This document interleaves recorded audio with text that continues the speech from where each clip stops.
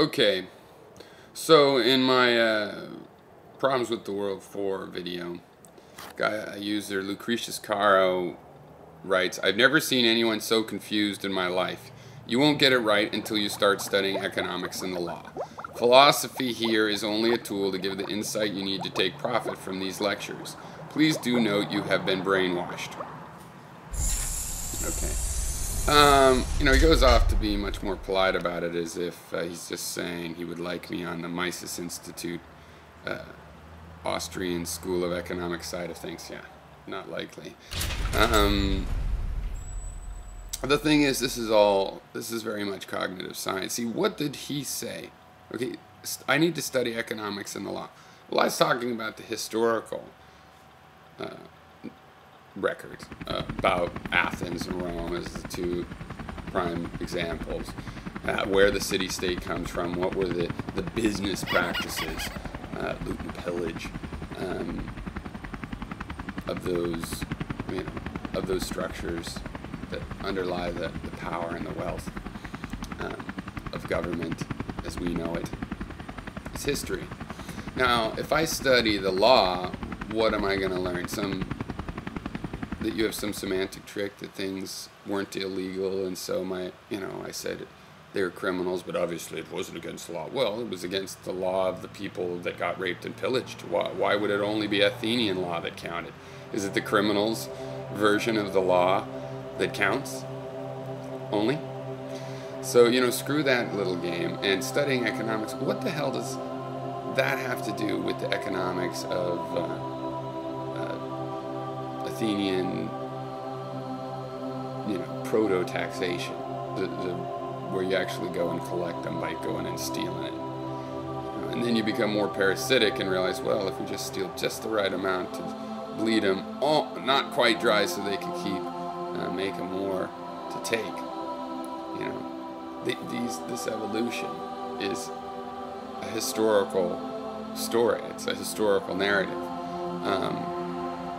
You could think it's a wrong historical narrative, of course. I'm leaving it pretty much to the facts in this. It's not a lot of interpretation, except for that I'm just pointing out that we consider that kind of activity pretty damn criminal and immoral. So what in economics and the law would change that? Well, obviously nothing. You're not making a commentary on my point. It's all cognitive,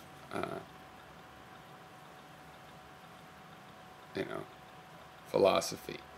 It's your cognition and the way you think that's at play. It has very little to do directly with my video. Lucretius, you have some sort of cognitive model, some idealized model, as we all do, of what kind of situation you're in. And you see that mine is contrary to yours.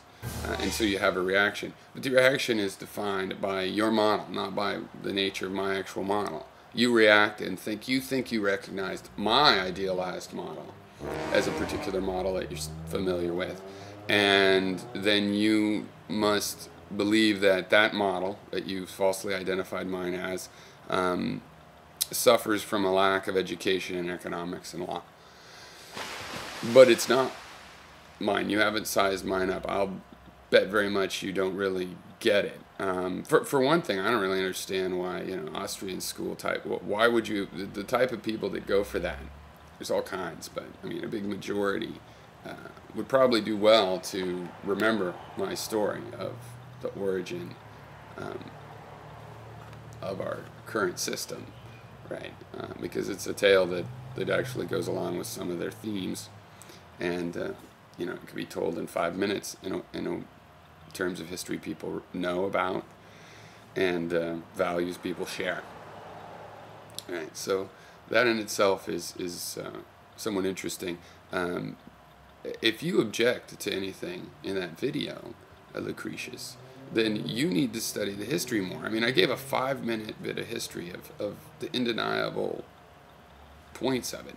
This is how people conducted themselves, some people, and it is where the city-state comes from, and arguably where the wealth, or rather where the nation-state comes from, and arguably where the wealth in the city-state as we understand it, as an urban, as a city, comes from as well. And not necessarily every case of every city, but I'm talking about two of the major sources of our governmental history, and those all the governmental centers in Western history did partake in this kind of thing. And it's not a coincidence. So, what economic fact changes history? What legal fact changes history? Okay, you have to be a fanatical revisionist if instead of getting your facts from history, you put them in there. So, from some other discipline. So, yeah.